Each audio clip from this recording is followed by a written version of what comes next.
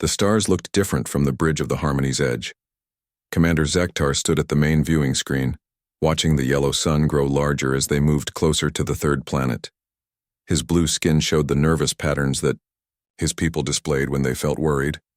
Behind him, the bridge crew worked quietly at their stations. "Commander," called out Navigator Hicksall from her position, "we are now entering the outer edge of the human solar system. Should we send the greeting message?" Zektar nodded slowly. He had studied the files about humans for months. They came from a world where everything tried to kill everything else. The gravity was heavy. The weather was dangerous. The animals were all predators or prey, and humans sat at the very top of the food chain. No other species in the galaxy came from such a violent place. "Send the message," he ordered. "Use the standard diplomatic code." In the communications station, Officer Rilana began transmitting. Her tentacles moved over the controls with practiced ease. She had done first contact procedures many times before, but never with a species like this. The humans had only been in space for a short time, but they had already shown they could fight when needed. Near the weapons station, Soldier Pipik tried to look calm. He was the smallest member of the crew, barely reaching the height of Zektar's chest. His insect-like body was covered in green and brown patterns that helped him hide from larger creatures. His people, the Chiri, had spent millions of years running from predators. The idea of meeting actual predators made his stomach feel sick. The communication screen lit up and a human face appeared. Pipik jumped back slightly. The human had eyes that faced forward like all hunting animals. His hair was brown and short, and when he smiled, Pipik could see his white teeth. Those teeth looked very sharp. "This is Captain Jake Murphy of the United Nations ship Liberty," the human said. His voice was deep and calm. "Welcome to our solar system. We've been waiting to meet you." Commander Zektar stepped forward. "Greetings, Captain Murphy. I am Commander Zektar of the Galactic Federation ship Harmony's Edge. We come in peace to establish formal contact with your species." Captain Murphy's smile grew wider. "That's great to hear, Commander. We'd be honored to host you. How about you bring a small team to our orbital station? It's called New Geneva. My wife runs the science department there, and she's very excited to meet you." The word wife translated strangely in Pipik's language receiver. It seemed to mean mating partner, but humans spoke of her like she was important for reasons other than breeding. This confused him. "We would be grateful for the opportunity," Zektar replied. "How many of our people would be appropriate?" "Bring whoever you want," Jake said with a casual wave of his hand. "The more the better. Oh, and fair warning, I might bring my family dog to the station. He's really friendly and loves meeting new people." The communication ended, and the bridge fell silent. Pipik felt his blood turn cold. A family dog. The translator was having trouble with that phrase, but one thing was clear. Humans kept some kind of animal with them. Since humans were predators, they probably kept other predators. "As what, weapons? Guards?" "Commander," Pipik said, his voice shaking slightly. "Did he say he keeps a hunting animal?" Zektar looked thoughtful. The translation was unclear. Perhaps it is some kind of companion creature. "Companion?" Pipik's voice went up higher. "Sir, humans are apex predators from a deathworld. If they keep animals as companions, those animals must be even more dangerous than they are." Navigator Hicksall turned from her station. "The files mention that humans have domesticated several species. Perhaps this dog is one of them." "Domesticated means controlled," Pipik said, starting to pace back and forth. "They control dangerous beasts and make them fight for humans. That's even worse." Officer Rilana checked her computer. "I am finding references to these dog creatures in the human cultural files. They appear to be," the translation says, "best friend, but that cannot be correct." "Best friend?" Zektar frowned. "A predator species would not have friends with other predators. They would have tools or weapons or food sources." Pipik felt sick again. In his mind, he imagined a creature so terrible that humans, who were already terrifying, would keep it close and call it their best friend. It would have to be something that could kill even humans if it wanted to. Something with claws and teeth and muscles designed for hunting. Commander, Pipik said, trying to keep his voice steady, I request permission to bring additional defensive equipment to the meeting. Defensive equipment? Zektar looked surprised. Soldier Pipik, this is a diplomatic mission. Yes, sir, but if the humans are bringing their war beast, we should be prepared. I do not want to dishonor our mission by running away if their animal attacks. Zektar considered this. Pipik was young and nervous, but he was also the only soldier on board. If something went wrong, Pipik would be responsible for protecting the diplomatic team. Very well, Zektar decided. You may bring non-lethal defensive weapons, but remember, we are guests. Do not do anything that might be seen as aggressive. Yes, sir, Pipik said. He immediately began planning what weapons he would carry. Stun blasters, neural scramblers, maybe a personal shield generator. If humans kept war beasts as pets, he wanted to be ready. The next few hours passed quickly as the Harmony's Edge moved toward the human station. Pipik spent the time studying every file they had about human animals. The pictures he found made him more nervous, not less. Creatures called bears that stood taller than most aliens. Tigers with fangs as long as his fingers. Eagles that could spot prey from impossible distances. And somewhere among all these monsters was something humans called their best friend. Something they trusted enough to bring to a first contact meeting. As their ship docked with New Geneva Station, Pipik checked his weapons one more time. He had no idea what he was about to face, but he was determined not to let fear control him.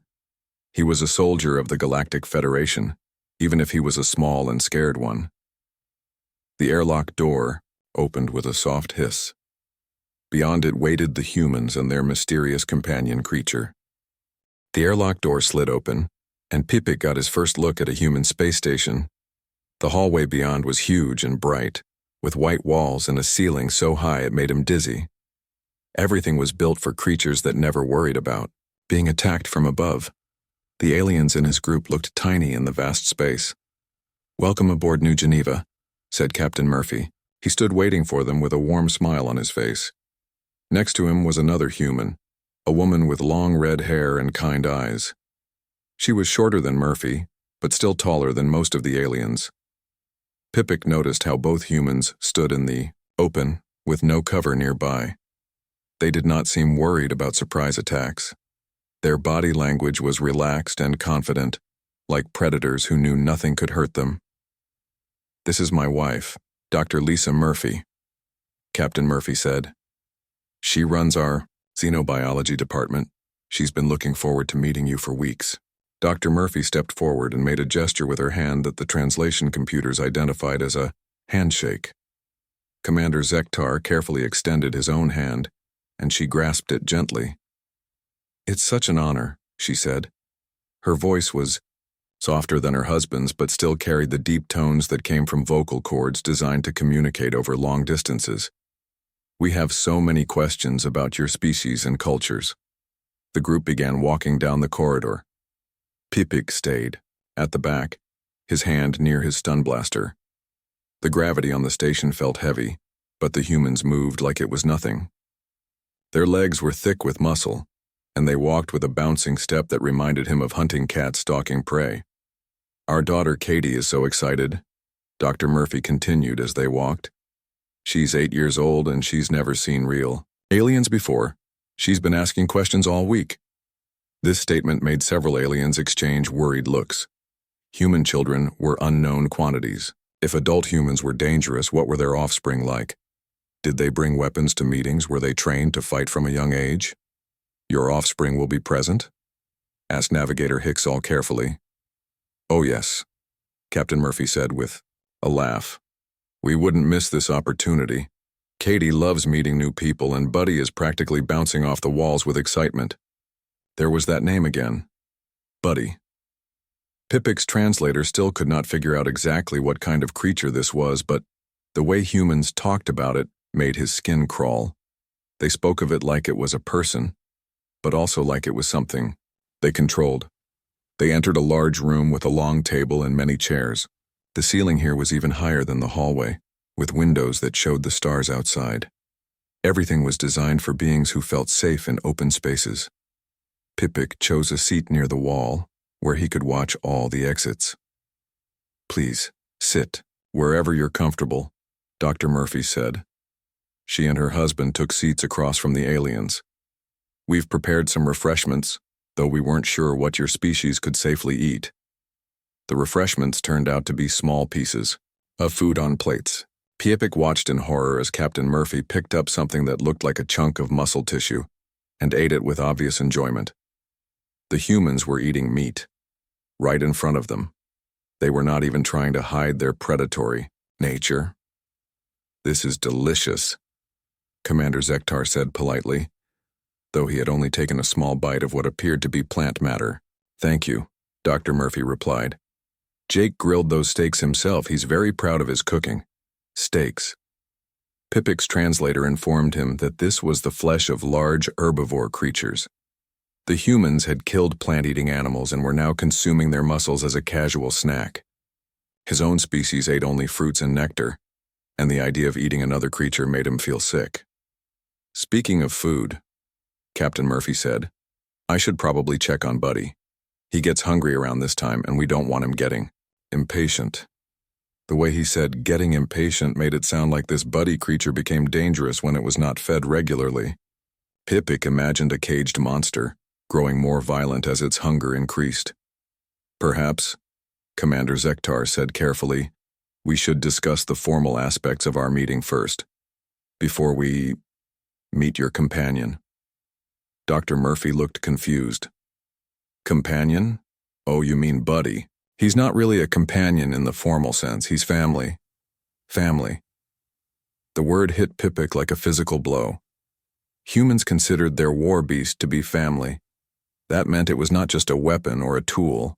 It was something they had emotional bonds with, something they cared about, something they would protect, and something that would protect them. "Your customs are very interesting," said Officer Rilana, her tentacles twitching nervously. "In our culture, we do not typically bring our family members to diplomatic meetings." "Really?"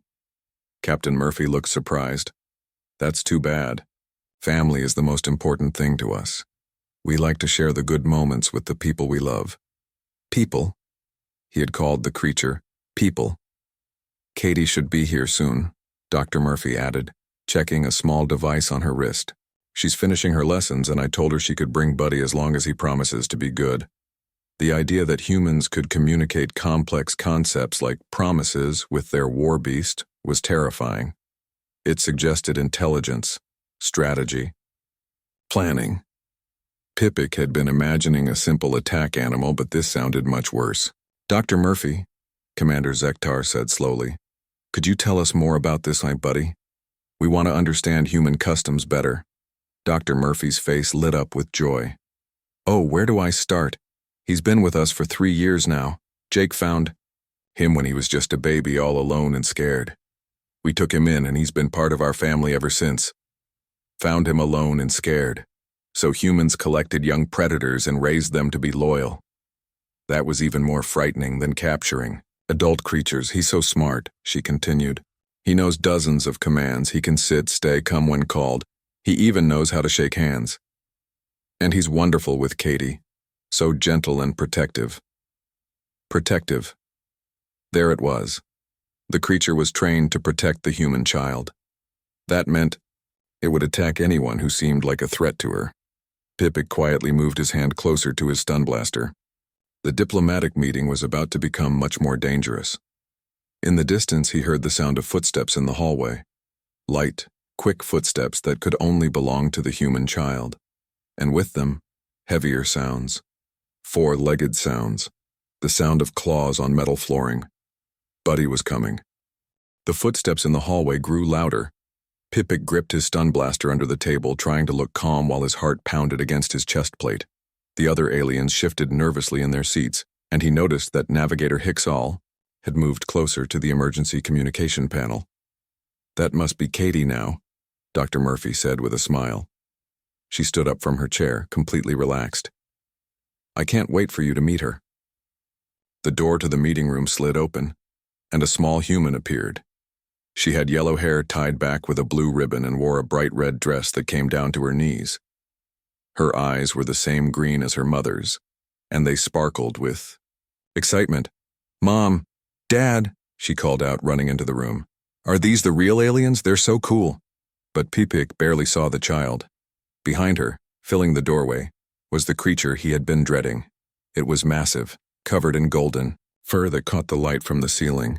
Its head was huge with a black nose and dark eyes. When it opened its mouth to pant, Pipik could see rows of white teeth designed for tearing flesh. The creature had to weigh at least as much as 3 Cheery put together. Its legs were thick and powerful, built for running down prey.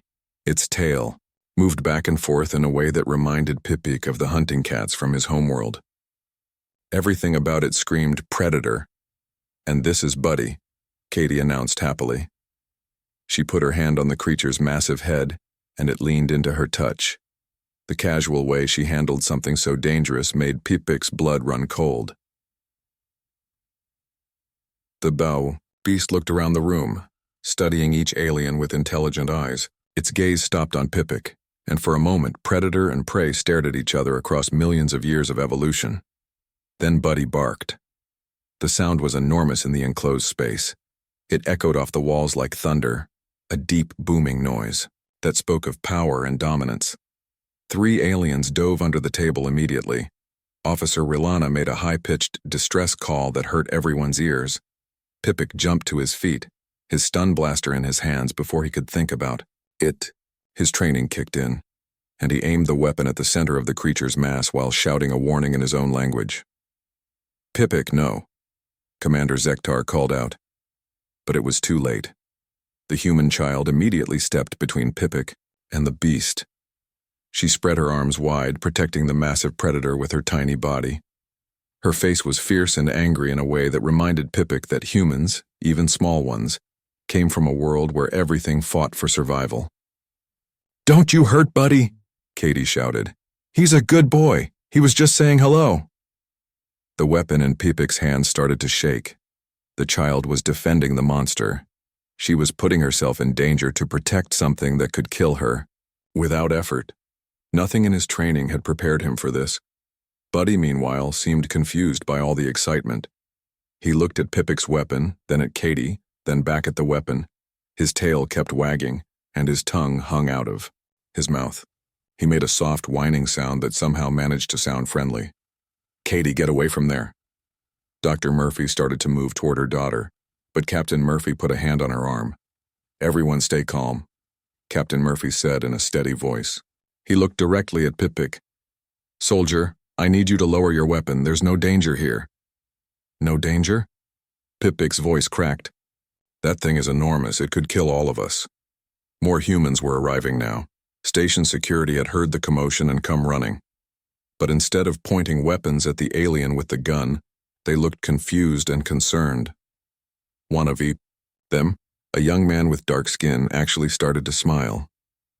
"Is that Buddy?" the security officer asked. "Hey there, big guy. How are you doing?" Buddy turned toward the new voice, and his whole body started to wiggle with excitement. His tail moved so fast it was just a blur, and he made happy panting sounds. That was when Captain Murphy said the words that changed everything. "Relax, that's a puppy." Pipik stared at him. What?" "A puppy," Captain Murphy repeated. "Well, technically he's a dog now, but Katie still calls him Puppy sometimes. He's just excited to meet you." The word puppy hit Pipik's translator like a bomb. The computer made confused beeping sounds as it tried to process the meaning. According to the translation program, a puppy was a juvenile canine. A baby. A child. This massive, terrifying predator was a baby. But it's huge," Pipik protested, his weapon still pointed at Buddy. "He's actually pretty small for a golden retriever," Dr. Murphy said gently. "He's only 90 pounds. Some dogs get much bigger. 90 pounds of muscle and teeth and claws, and the humans called it small." Katie was still standing protectively in front of Buddy, but now she looked more sad than angry. "Why did you want to hurt him? He was just trying to be friendly." "Friendly?" Pipik's voice went up higher. It was showing its teeth. It made loud, threatening sounds. He was smiling, Katie explained patiently like she was talking to another child. And he barked because he was happy. Dogs bark when they're excited. Dogs smile? Of course they do. Katie looked at her parents, then back at Pipik. Don't aliens smile? Commander Zektar slowly stood up from where he had taken cover behind his chair. Soldier Pipik, he said carefully. I think there may have been a misunderstanding. Pipik looked around the room. The humans all seemed calm and relaxed, even with a weapon pointed at their family member. The creature itself, Buddy, was just sitting there with his tongue hanging out, looking more curious than threatening. Don't understand, Pipik said weakly. If it's not a war beast, then what is it? Katie's whole face lit up. He's my best friend. Want to see his favorite trick? Before anyone could answer, she held up her hand toward Buddy and said, Sit. The massive predator immediately sat down on his back legs, his tail still wagging against the floor. He looked up at Katie with what could only be described as adoration. Good boy, Katie praised, and Buddy's tail moved even faster. Pipik slowly lowered his weapon. Nothing in the galaxy had prepared him for what he was seeing. A creature that could easily kill any of them, sitting on command and looking happy about it. A human child casually giving orders to a predator and the predator obeying with joy. I still don't understand, he whispered. Captain Murphy's expression softened. Maybe we should start over. Soldier Pipik, I'd like you to meet Buddy. He's not a weapon or a guard animal. He's our friend, our family. And I think if you give him a chance, he'd like to be your friend too. Pipik put his stun blaster back in its holder with shaking hands. His entire worldview was cracking like an eggshell, and he did not know how to put the pieces back together. Around him, the other aliens were slowly coming out from their hiding spots, all of them staring at Buddy with the same confused fear. I apologize for the misunderstanding, Commander Zektar said formally. Our soldier was only trying to protect the diplomatic mission. No harm done, Captain Murphy replied. I can see how Buddy might seem scary if you're not used to dogs. He is pretty big. Katie had moved to sit on the floor next to Buddy, one small hand resting on his massive head. He's not scary, she said firmly. He's the sweetest dog in the whole universe. Aren't you, boy? Buddy made a soft sound in his throat and licked Katie's face with a tongue that was almost as big as her hand. She giggled and hugged him around his thick neck. Dr. Murphy sat down in her chair and gestured for the aliens to do the same. I think we need to explain some things about Earth animals, and about humans. Please, Navigator Hicksall said as she carefully returned to her seat. We are very confused. Dogs are domesticated animals, Dr. Murphy began. That means humans and dogs have lived together for thousands of years. We're partners, friends, family. Officer Rilana's tentacles twitched nervously. But domesticated usually means enslaved, forced to work. Not for dogs, Captain Murphy said. Dogs choose to live with us. We take care of them, and they take care of us. But not because we make them, because they want to. This concept was so alien that Pipik felt dizzy trying to understand it. You mean, it could leave if it wanted to? Well, Buddy probably wouldn't survive very well in the wild, Katie said seriously. He's never learned how to hunt for food or build a shelter. But if he really wanted to leave, we wouldn't stop him. But why would you want to keep it if it does not work for you? Asked Commander Zektar. What purpose does it serve? Katie looked shocked by the question. Purpose? He doesn't need a purpose, he's family. He does have jobs, though, Dr. Murphy added gently. He makes us happy. He keeps us company when we're sad. He plays with Katie and helps her learn responsibility. He protects our home, but not by fighting, just by letting us know when strangers are around. And he loves us, Captain Murphy said simply. That's the most important job of all. Pipik's translator was working overtime, but the concept of love between species was difficult to process. In his experience, different species either competed for resources or one ate the other. The idea of genuine affection across species lines was revolutionary. How did this happen? He asked. How did predators become family? It started a long time ago, Dr. Murphy explained. Thousands of years back, some wolves started hanging around human camps. They ate our scraps and helped us hunt. Over time, we began working together. The wolves changed, became more friendly, more willing to live with humans. And humans changed too, became better at caring for other species. Wolves? Officer Rilana looked terrified. These creatures evolved from wolves. That's right, Katie said proudly. Buddy's great-great-great-grandparents used to be wild wolves, but now dogs come in all different sizes and shapes. Some are tiny enough to carry in your arms. She held up her hands to show a space about the size of Pipic's head. The idea that humans had somehow convinced predators to become small enough to carry around was mind-bending.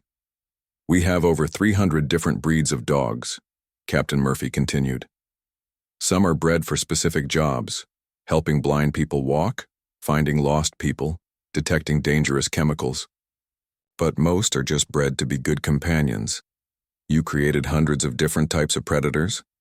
Commander Zektar's voice was weak. We didn't create them, Dr. Murphy corrected. We worked with them to help them become what they wanted to be. It was a partnership. Buddy chose that moment to stand up and stretch. Every alien in the room tensed, but the big dog just walked over to where a rubber ball was sitting in the corner. He picked it up in his mouth and brought it back to Katie. He wants to play fetch, Katie explained. That's his favorite game. She took the ball and threw it across the room. Buddy immediately ran after it, his claws clicking on the metal floor. He brought it back and dropped it at her feet, his tail wagging so hard his whole back end moved with it. Again, Katie laughed and threw the ball again. Pipic watched in amazement as the massive predator ran back and forth playing a simple game with obvious joy. There was no aggression, no hunting instinct, just pure happiness. He likes doing that? Pipic asked. He loves it, Katie said. We can play fetch for hours, sometimes my arm gets tired before he does. But what does he get from it? Food? Territory? Fun, Katie said, like it was the most obvious thing in the world. He gets to run and jump and make us happy. That's enough. For him. The concept of doing something purely for enjoyment with no survival benefit was foreign to most galactic species. Pipic's people worked, ate, slept, and reproduced. The idea of fun was difficult to grasp. Dr. Murphy seemed to understand their confusion. Let me show you something, she said, taking out a small device. The screen lit up with pictures of different dogs. These are some of the breeds we live with. The first image showed a dog so small it could sit in a human's palm. Its fur was long and silky and it wore a tiny pink bow. This is a Yorkshire Terrier, Dr. Murphy said. They weigh about 4 pounds. 4 pounds. Pipic weighed more than 20 times that much. Humans had convinced wolves to become smaller than his lunch. The next picture showed a dog that looked like a small version of Buddy, but with black and white markings. It was sitting next to a human child and wearing what looked like a colorful vest. This is a border collie, she continued. They're very smart. This one is trained to help children who have seizures. When the child is about to get sick, the dog knows before anyone else and calls for help. A predator that protected weak humans instead of eating them. Pipic felt like his brain was going to overheat. The pictures continued. Dogs with long ears, short ears, no ears. Dogs with thick fur, thin fur, no fur at all. Dogs the size of small horses and dogs smaller than most cats. All of them living with humans, all of them looking happy and well cared for. There are working dogs, therapy dogs, service dogs, and companion dogs, Dr. Murphy explained. But they all have one thing in common. They choose to be with humans. Choose, Pipic repeated slowly.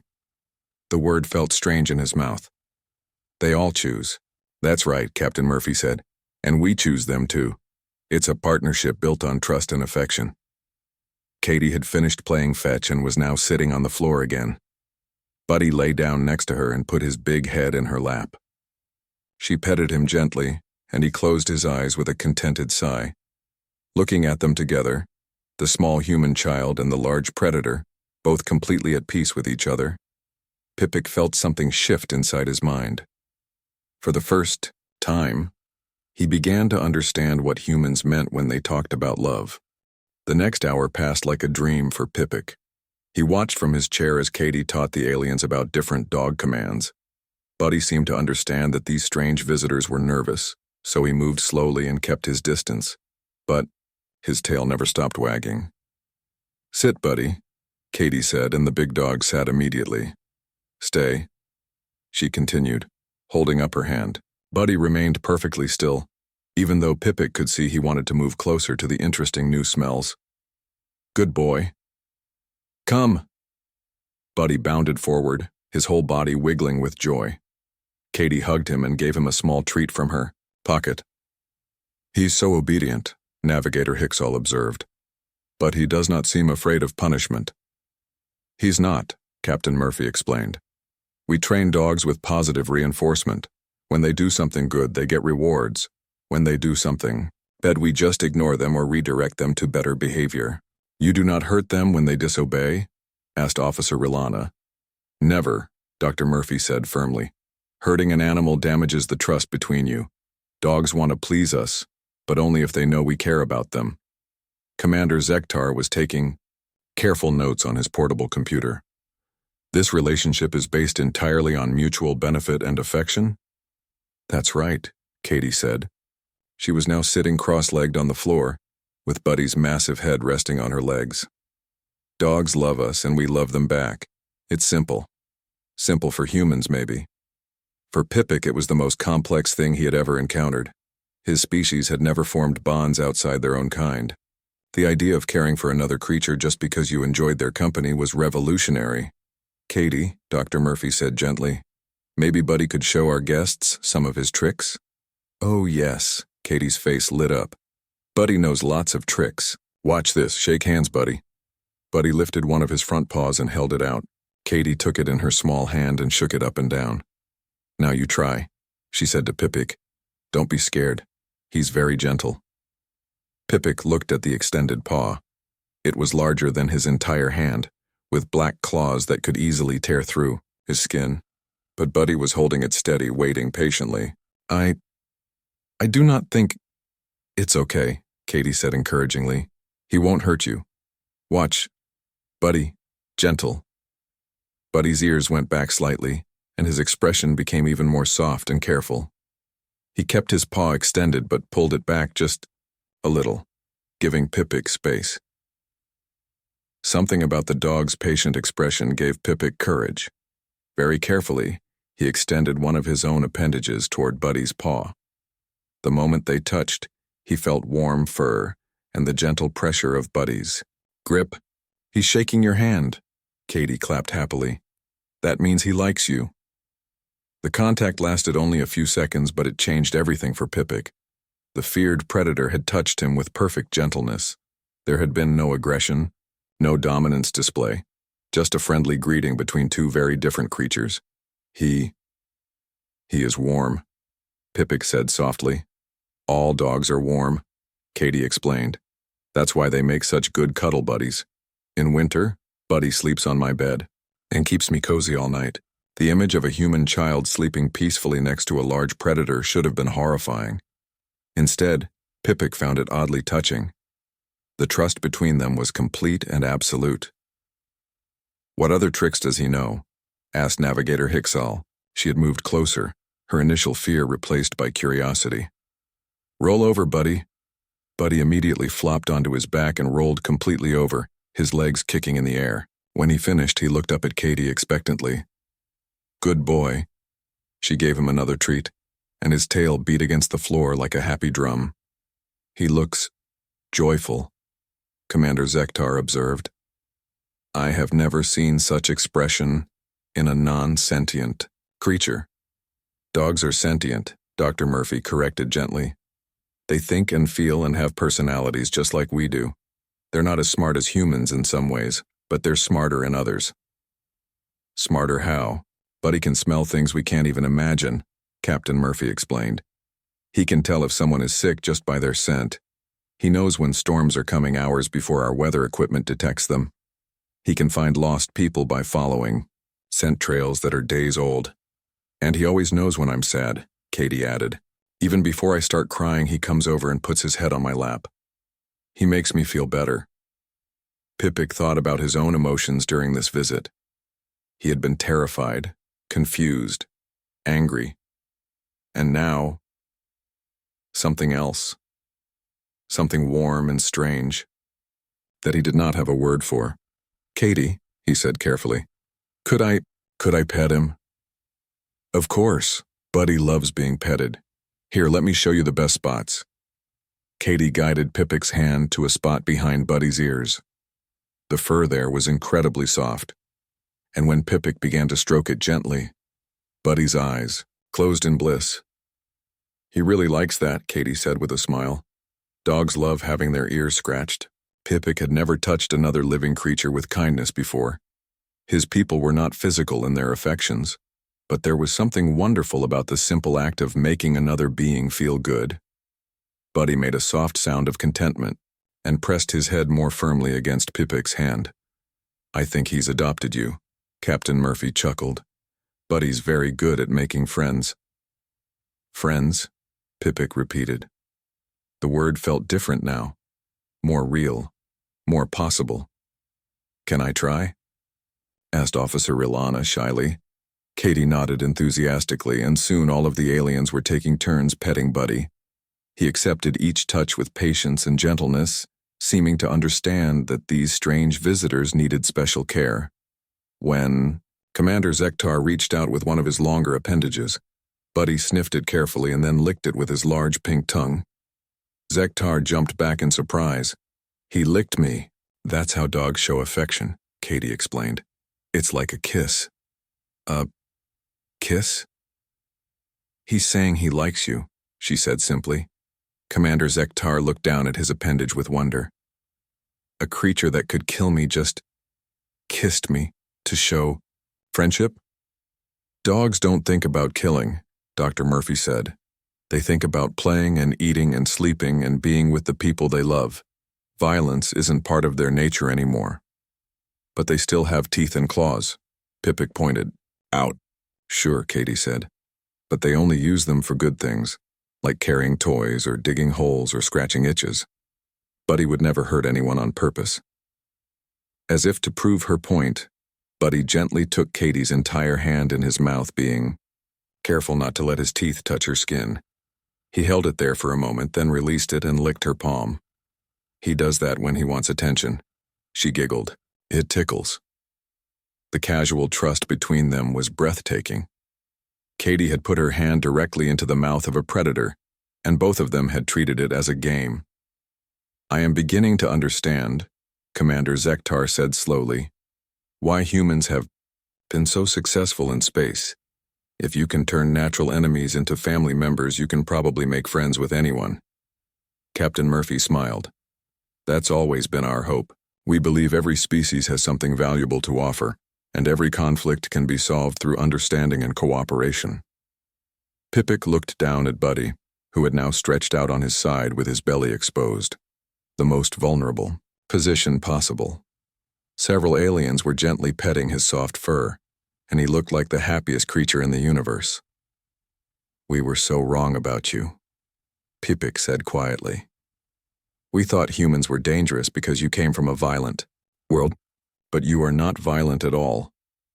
Oh, we can be violent when we need to be, Captain Murphy said honestly, but we prefer not to be. We'd rather make friends. Like with Buddy's ancestors, Dr. Murphy added, instead of just fighting the wolves, our ancestors found a way to live together. Everyone benefited. Pipik felt a warm feeling spreading through his chest. For the first time since arriving at the human station, he was not afraid. In fact, he was beginning to think that humans might be the best thing that had ever happened to the galaxy, and it was all because of a dog named Buddy. 3 hours later, the formal diplomatic dinner was nothing like what anyone had expected. Instead of sitting stiffly around a conference table, humans and aliens were scattered around the room in comfortable groups. Buddy lay in the center of it all, his belly full of treats and his fur shining from all the gentle petting. Pipik sat on the floor next to the big dog, one hand resting on Buddy's warm side. He could feel the slow, steady rhythm of the dog's breathing and heartbeat. It was peaceful in a way he had never experienced before. The formal treaty negotiations went much better than we hoped, Commander Zektar was saying to Captain Murphy. The Galactic Federation Council will be very pleased with our report. We're excited to be part of the galactic community, Dr. Murphy replied. She was sitting nearby with Katie curled up against her side. There's so much we can learn from each other. And so much we can teach, added Captain Murphy. Human, agricultural, techniques, medical advances, engineering solutions. We want to share everything we know. Officer Rihanna looked up from where she was gently stroking Buddy's ears. I am most interested in learning about human-animal domestication programs. Could similar techniques work with other species? Maybe, Katie said thoughtfully. But it has to be what both species want. You can't force friendship. The wisdom in those simple words struck everyone silent for a moment. An 8-year-old human child had just summarized thousands of years of diplomatic theory in a single sentence.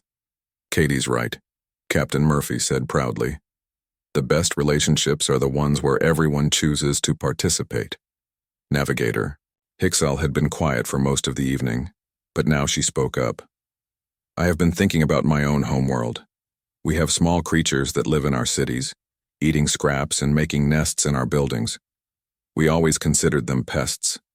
But perhaps they're trying to be friends, Katie finished with a smile. Maybe they just don't know how to ask.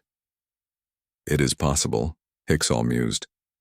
They do seem to prefer living near our people rather than in the wild forests. Dr. Murphy nodded encouragingly. Many of Earth's domestic animals started out exactly that way. Animals that chose to live near human settlements even when they weren't welcome at first. Buddy shifted position, rolling onto his back with his legs in the air. His tongue hung out of the side of his mouth, and he looked absolutely ridiculous. Several aliens chuckled at the sight. He's so undignified, Commander Zektar observed, but his tone was fond rather than critical. That's one of the best things about dogs, Captain Murphy said. They don't worry about looking important or powerful.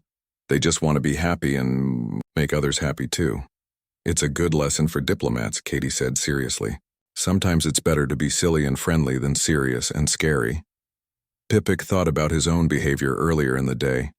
He had been so focused on appearing professional and prepared for danger that he had almost caused a major diplomatic incident. If he had been more like Buddy, open and trusting, things would have gone much better from the start. Katie, he said quietly, thank you for teaching me about friendship. Katie beamed at him. You're welcome, and thank you for being Buddy's friend. He really likes you. As if he understood the conversation, Buddy rolled back over and crawled closer to Pipik. The big dog rested his massive head on Pipik's lap and looked up at him with dark, trusting eyes. I think he wants to be your special friend, Katie whispered. That's what he does with people he really, really likes. The weight of Buddy's head on his legs was warm and comforting. Pipik had never felt so honored in his life. This beautiful, gentle creature had chosen him as worthy of trust and affection. I would like that very much, Pipik said softly, stroking Buddy's golden fur. As the evening wound down, the aliens prepared to return to their ship. The formal diplomatic protocols had been completed hours ago, but nobody seemed eager to end the gathering. Before you go, Dr. Murphy said, I have something for each of you. She handed out small packages wrapped in colorful paper. Inside each one was a photograph printed on special material that would last for centuries. Pipik's photograph showed him sitting on the floor with Buddy's head in his lap, both of them looking peaceful and content. The expression on his own face was one he had never seen before, completely relaxed and genuinely happy. So you'll always remember your first Earth friend, Katie explained. Commander Zektar's photograph showed him carefully shaking hands with Buddy while Katie watched approvingly. Officer Rilana's captured the moment when Buddy had first licked her tentacle, her expression of shock and wonder perfectly preserved. These are precious gifts, Commander Zektar said formally. We will treasure them. And we have something for you too, Captain Murphy said. He handed Katie a small device, a communication unit that would let her talk to the aliens whenever she wanted. Really? Katie's eyes went wide. I can call them anytime? Anytime at all, Commander Zektar confirmed. We would be honored to continue our friendship with you and Buddy. As the aliens gathered their belongings, Buddy seemed to sense that his new friends were leaving. He went to each of them in turn, gently pressing his head against their hands in farewell. When he reached Pipik, the big dog did something special. He sat down in front of the small alien and very carefully extended his paw for one final handshake. Pipik took the offered paw in both of his hands. Thank you, Buddy, he whispered. Thank you for teaching me that not all big, strong creatures are dangerous. Some of them are just looking for someone to love. Buddy's tail wagged slowly, and he made a soft whining sound that somehow conveyed perfect understanding. Later that night, as the Harmony's edge traveled away from Earth, Pipik sat in his quarters, composing his official report. The photograph of him and Buddy sat on his desk, a reminder of the most important day of his life. Personal log, Soldier Pipik, he spoke into his recorder. Today I learned that the most dangerous assumption we can make about other species is that we understand their motivations. Humans appeared to be typical predators, aggressive, territorial, and violent. Instead, they turned out to be the most peaceful and loving species I have ever encountered. He paused, looking at Buddy's gentle face in the photograph. They have somehow convinced natural predators to become willing companions through nothing but kindness and patience. If they can turn wolves into friends, they can probably turn any enemy into an ally. The galaxy is about to become a much more interesting place. He thought about the formal report he would have to write for the Federation Council. How could he possibly explain what he had experienced?